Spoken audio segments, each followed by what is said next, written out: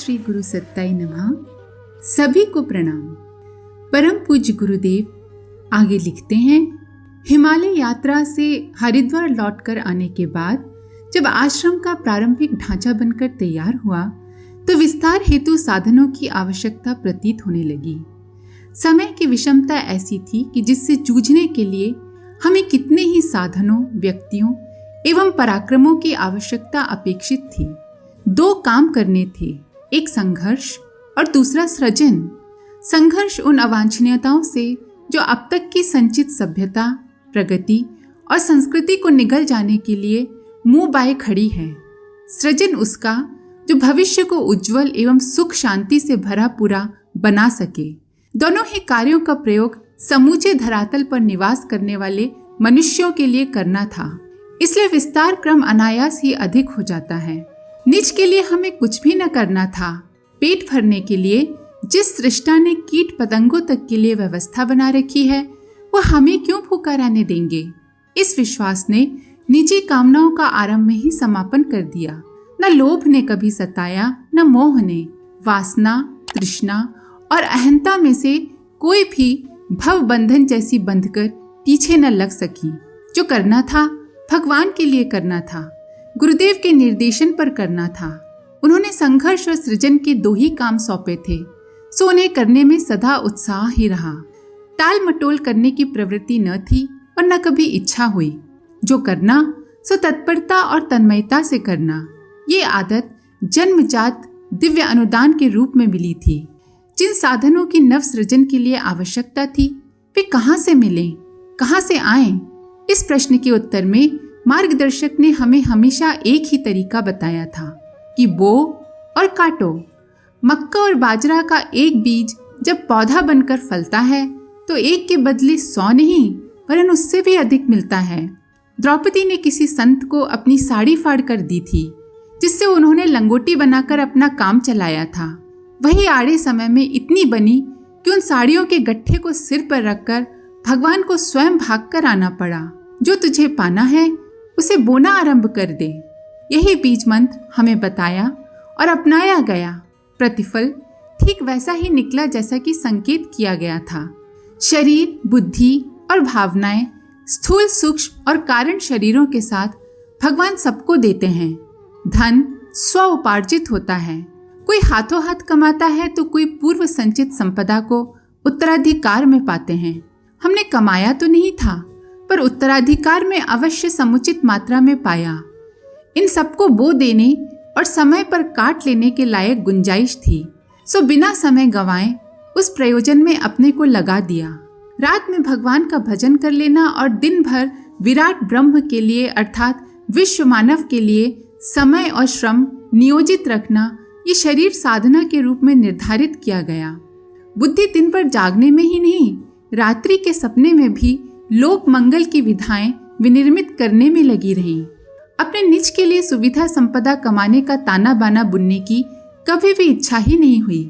अपनी भावनाएं सदा विराट के लिए लगी रही। प्रेम किसी वस्तु या व्यक्ति से नहीं, आदर्शों से किया। गिरों को उठाने और पिछड़ों को बढ़ाने की ही भावनाएं सतत उमड़ती रहीं। भगवान की बनाई सृष्टि ही उसका विराट रूप है। इस विराट को ही हमने अपना भगवान माना। हमने अपने पास जो कुछ था उसी विराट ब्रह्म को विश्व मानव को सौंप दिया। बोने के लिए इससे उर्वर खेत दूसरा कोई हो ही नहीं सकता। वह समय अनुसार फला फूला, हमारी कोठियां भर गईं।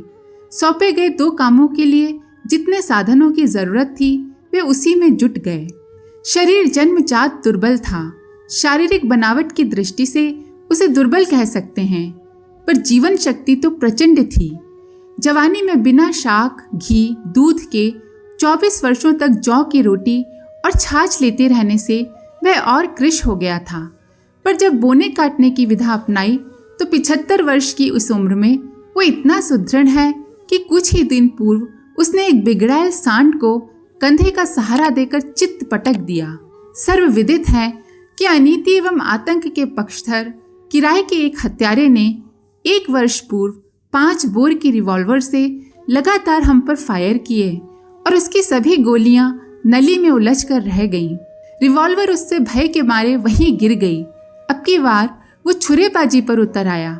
छुरे चलते रहे, खून बहता रहा, पर भौंके गए सारे प्रहार शरीर में सीधे न घुसकर तिरछे फिसल कर निकल गए। डॉक्टरों ने जख्म सी दिए और कुछ ही सप्ताह में शरीर ज्यों का त्यों हो गया। इसे परीक्षा का एक घटनाक्रम ही कहना चाहिए कि 5 बोर का लोडेड रिवॉल्वर शातिर हाथों में भी काम न कर सका।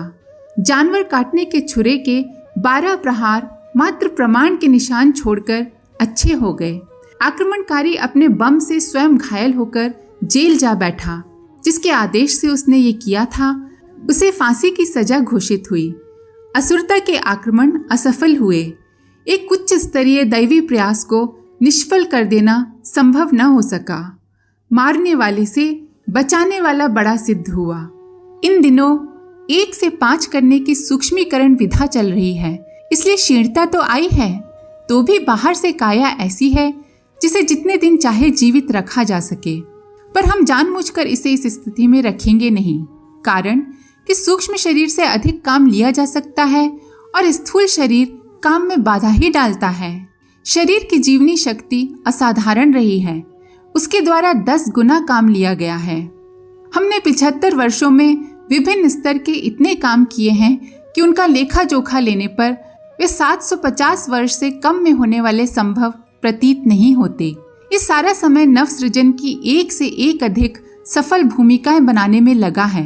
निष्क्रिय, निष्प्रयोजन और खाली कभी नहीं रहा है। बुद्धि को भगवान के खेत में बोया और वह असाधारण प्रतिभा बनकर प्रगटी। अभी तक लिखा हुआ साहित्य इतना है कि जिसे शरीर के वजन से तोला जा सके। ये सभी उच्च कोटि का साहित्य है। आर्ष ग्रंथों के अनुवाद से लेकर प्रज्ञा युग की भावी पृष्ठभूमि बनाने वाला ही सब कुछ लिखा गया है। आगे का सन 2000 तक का हमने अभी से लिख कर रख दिया है। अध्यात्म को विज्ञान से मिलाने की योजना कल्पना में तो कईयों के मन में थी, पर उसे कोई कार्यान्वित न कर सका। इस असंभव को संभव होते देखना हो तो ब्रह्म वर्चस्व शोध संस्थान में आकर अपनी आंखों से स्वयं देखना चाहिए। जो संभावनाएं सामने हैं उन्हें देखते हुए कहा जा सकता है कि अगले दिनों अध्यात्म की रूपरेखा विशुद्ध विज्ञान पर बनकर रहेगी। समस्त विश्व की कायाकल्प योजना का चिंतन और क्रियान्वयन जिस प्रकार शांति कुंज के तत्वाधान में चल रहा है, उसे एक शब्द में अद्भुत एवं अनुपम ही कहा जा सकता है। भावनाएं हमने पिछड़ों के लिए समर्पित की हैं। शिव ने भी यही किया था। उनके साथ चित्र विचित्र समुदाय रहता था और सर्पों तक को वे गले लगाते हैं। उसी राह पर हमें भी चलते रहना पड़ा है। हम पर छुरा रिवॉल्वर चलाने वाले को पकड़ने जब लोग दौड़ रहे थे और पुलिस भी पीछे लगी हुई थी, तब सभी को हमने वापस बुला लिया और हमलावर को जल्दी ही भाग जाने का अवसर दिया। जीवन में ऐसे अनेक प्रसंग आए हैं। प्रतिपक्षी अपनी ओर से कुछ कमी न रहने देने पर भी मात्र हंसने और हंसाने के रूप में प्रतिदान पाते रहे हैं। हमने जितना प्यार लोगों से किया है उससे 100 गुनी संख्या और मात्रा में लोग हमारे ऊपर प्यार लुटाते रहे हैं, निर्देशों पर चलते रहे हैं और घाटा उठाने तथा कष्ट सहने में पीछे नहीं रहे हैं। कुछ दिन पूर्व प्रज्ञा संस्थान बनाने का स्वजनों को आदेश किया तो 2 वर्ष के भीतर 2400 गायत्री शक्तिपीठों की भव्य इमारतें बनकर खड़ी हो गईं और इसमें लाखों रुपए की राशि खप गई। बिना इमारत के 12,000 प्रज्ञा संस्थान बने सो अलग। छुरा लगा तो सहानुभूति में इतनी बड़ी संख्या स्वजनों की उमड़ी मानो मनुष्यों का आंधी तूफान आया हो।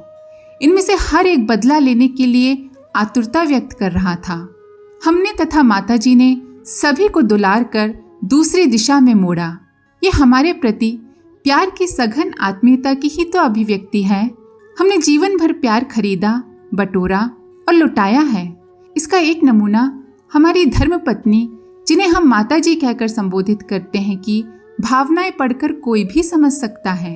वे काया और छाया की तरह साथ रही हैं और एक प्राण 2 शरीर की तरह हमारे हर काम में हर घड़ी हाथ बटाती रही हैं।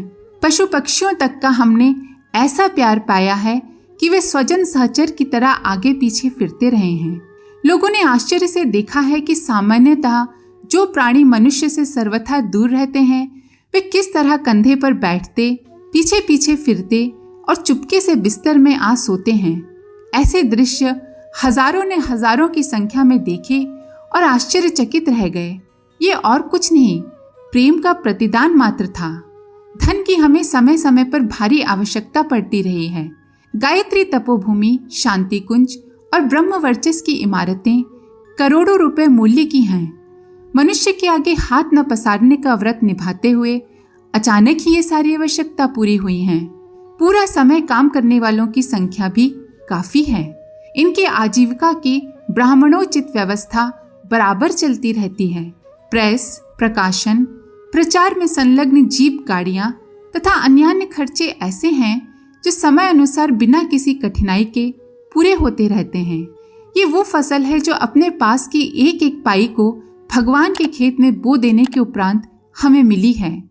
इस फसल पर हमें गर्व है। जमींदारी समाप्त होने पर जो धनराशि मिली है वो गायत्री तपोभूमि निर्माण में दे दी। पूर्वजों की छोड़ी जमीन किसी कुटुंबी को न देकर जन्मभूमि में हाई स्कूल और अस्पताल बनाने में दे दी।